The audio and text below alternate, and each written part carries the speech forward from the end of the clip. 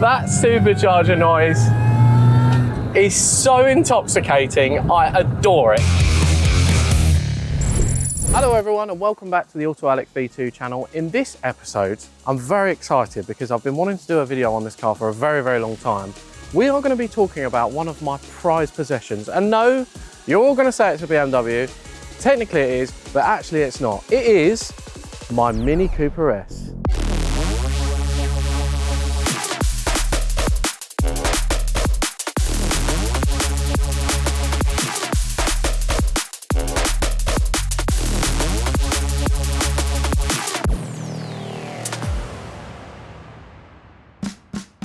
A lot of you may remember this car from a few series episodes that we did. We did a £1,500 sports car challenge to Wales, took it to Wales, it broke down. We then took it on track with Matt Armstrong, Tavares and Alex, and this was the test car. So Ben Collins, the Stig, drove this car and everyone had to set a lap time as close as they possibly could to this car. And obviously, it was the best car there because it's a Mini Cooper S. It was then taken to the Nürburgring. At that point, I'd fitted Accelera semi-slick tyres, BC Racing coilovers, AP Racing brakes to it, and a host of many other things that I probably shouldn't have bought for it, but spent way over the budget, went way overboard with it. But hey, I love this car. And 40 minutes / 40 miles away from the Nürburgring, I blew it up. We then got it recovered to the Nürburgring, managed to find an engine from a really nice guy called Nick, who owns the Gantry, fitted it in a day, and then that same day, drove it flat out round the Nürburgring with Misha at the wheel, which was genuinely one of the most terrifying experiences of my life. I was paranoid about the temperature gauge moving. It was just the most stressful but rewarding situation I have ever been in. And for that reason, I will never part with this car. So come with me, walk round as I show you around this absolute masterpiece. Starting at the front, it's got BBS split wheels, which I've had fully rebuilt. I've fitted 4-pot AP Racing brakes to it, which are amazing. Accelera 651 Sports. I've had pretty much a full respray done on this car because it's done 180,000 miles. Obviously, it's got panoramic roof. Rear brakes I've not really done much with, apart from replace the rear calipers because they were seized. It's got a Scorpion full stainless steel exhaust on it. I put John Cooper Works badge on the boot, even though it's not actually a John Cooper Works, but hey, it might as well be. I've also fitted an aero spoiler, which is really, really rare. And then onto the interior, which is probably one of my favorite bits about this car. I've got genuine John Cooper Works front and rear bucket seats, which are mega rare. Anyone that knows these cars knows that these seats are super, super rare. They're like unicorns. I've also got a fully retrimmed steering wheel with genuine carbon trims, John Cooper Works, carbon John Cooper Works gear knob, and I've had the dash signed by many, many famous people. But yeah, other than that, I've kept the inside pretty much standard. I've not done too much else to it. Moving on to the engine. Anyone that did watch the videos at the Nürburgring will know that not only did we fit a replacement engine to this car, but this is actually a John Cooper Works engine with 40,000 miles on it. Now, since fitting this engine, I've not actually had many issues with it. I've had a couple of coolant leaks, nothing too major, one of which is this bottle here keeps leaking, which is a pain, which I've got a new one for. Other than that, it's been pretty good. I've had the odd oil leak here and there, so I've changed the odd seal, but it's been pretty reliable. The main issue that caused this engine to blow up since coming back off the trip and finding out a bit more information about these cars is this, the intercooler.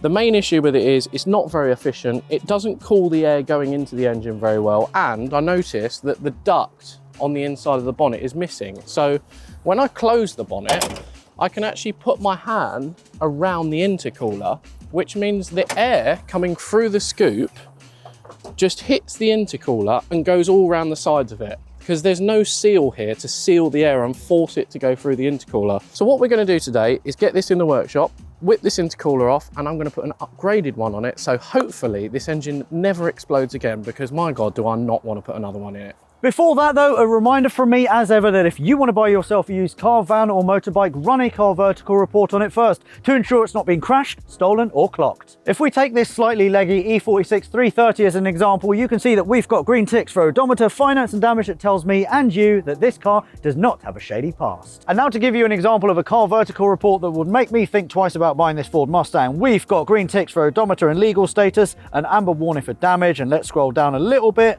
You can see here in 2021 one. The cast looks to be okay, but there's something going on, potentially on the interior. And yes, this car has been very, very flood damaged. And if we scroll down a little bit further, you can see that in 2022, this car has been fixed up pristine and ready for sale. But you know, because you ran a car vertical report, that historically, this car has been flood damaged. So maybe one to avoid. So again, don't get stung when buying a used car, van or motorbike. Run a car vertical report on it first. What's more, you will get 20% off using the code V2. Right then, Taylor, back to it.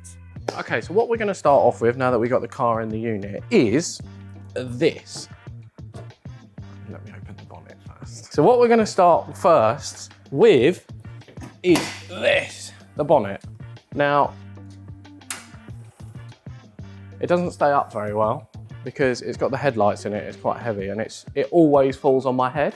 So I have these replacement bonnet struts. Also, a massive shout out to Staffordshire Car Specialists who sent me out this lovely John Cooper Works strut brace, and they retrimmed the steering wheel for me.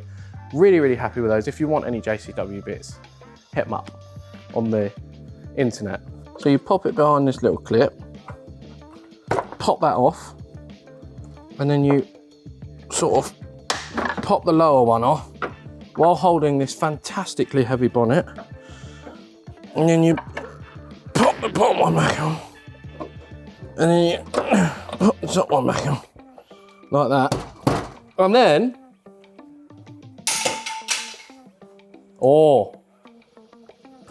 yeah? Next up, I'm gonna take this off, which is the intercooler, and I'm gonna replace it with this. AirTech have sent me this nice upgraded intercooler with an air duct on it. So hopefully my engine won't blow up again.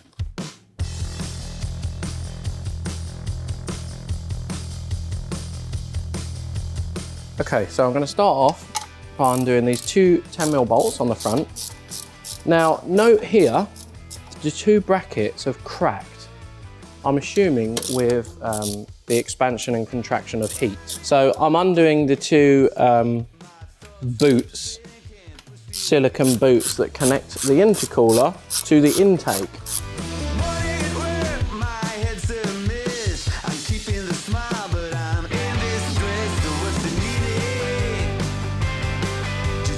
Now that they're all undone, the intercooler simply pulls off. And now you can see the difference between that and the new one. Look at the difference on that ducting, those rubber seals and the scooping all the air into it. But you'll notice there's some brackets here.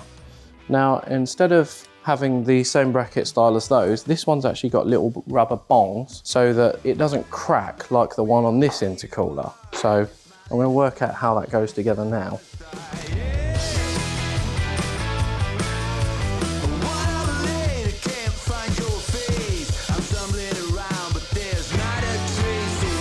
Right, let's try this on here. Try this on for size. This is a right fiddle, isn't it, Rory?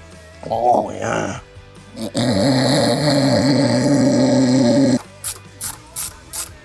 Right, so the intercooler is now on. The clips were a little bit fiddly, but it's done. Really excited to test this out. I don't think it'll make any difference to the performance, but I think it will make a difference longevity-wise, and it will make a difference when I eventually get this car mapped again and put on a dyno. In the meantime, next on the list is this. You'll notice the car's on the piss. That's because I've jacked it up. I have just removed this. This is something I've been meaning to do since I fitted this engine, and it's been annoying the life out of me. This is a dog bone mount. So this connects the bottom of the engine to the subframe. Now you'll notice that I've removed it. You can see how much movement there is in the engine. Obviously that's not supposed to be there. It's because it hasn't got one on at the moment. This is the bush in question, and you can see it's so worn and perished, you can actually see through it. There's a gap there, and it's been knocking on the end of this aluminium so badly that it's actually misshapen it. This has been getting on my nerves. So our friends at Febby have sent me a nice OE matching quality new one. Now, I was going to upgrade this to a polybush one, but I didn't want excessive vibrations because I know they can be a little bit harsh. So I went for a nice OE one. So thank you very much, Febby, for sending this. Get cracking and stick it on.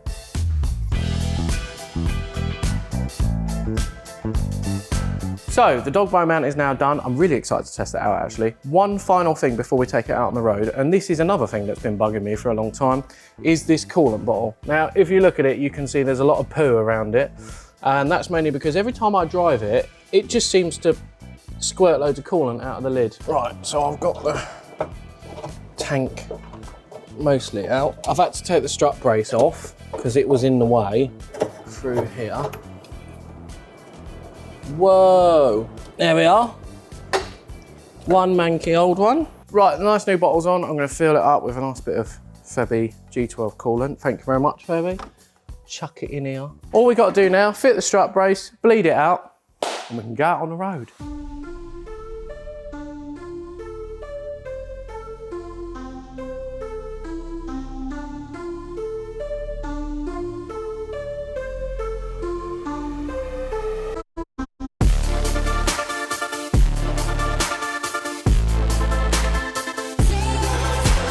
So here we are, out in my little Minge, my little Mini Cooper S. Now, what does this car mean to me? Genuinely, this car means the absolute earth to me. As I said before, I've been on such an adventure with this little car and had so many memories with it and done so much work to it that I just love it. I've got a massive sentimental value with this car. Not only that, I love driving it. I love nothing more than to go out on a nice sunny Sunday morning, jump in this, open the pan roof, and just go for a drive. That's why.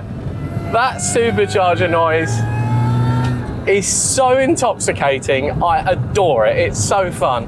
Not only that, this car has got a fantastic chassis. It feels like a go-kart. Even at 180,000 miles, this car feels absolutely incredible. I have done quite a lot, as I say. I fitted the BC Racing coilovers. I've stuck some new Febby wishbones on it as well, and obviously that new lower engine mount. So it does feel really tight, this car. It doesn't feel worn at all. But even so, it's just, I just love it. I absolutely adore it. The seating position's really nice. The steering wheel is lovely. I love the dash. I love the dials. And once again,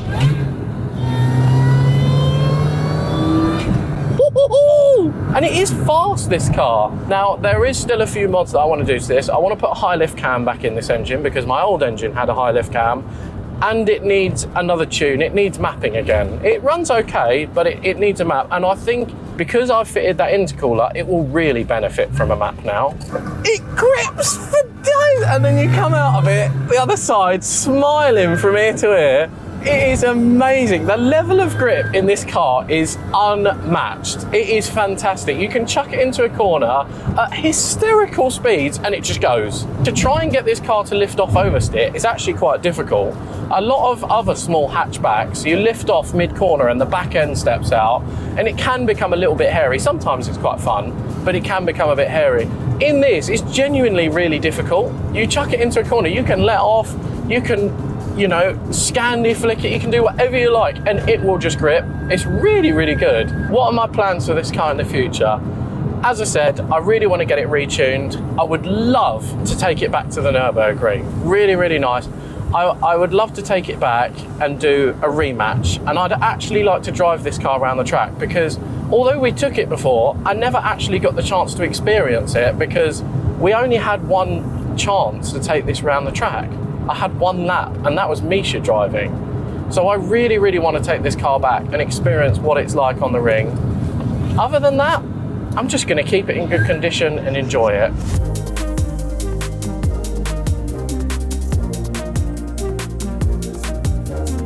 I tell you what as well, it feels much better now I fitted that lower engine mount. I used to let off before and there used to be an almighty donk and it used to feel really awful, but now it feels 10 times better. That noise, it's so cheeky. It's so cheeky. Oh, I'm running out of petrol. And on that note, I hope you've enjoyed this episode as much as I have, because I've really enjoyed it. Don't forget to like and subscribe if you have, and I guess I'll see you next time. Every now and then my Mini falls apart, and I need you more tonight, and I need you more than ever. Oh shit.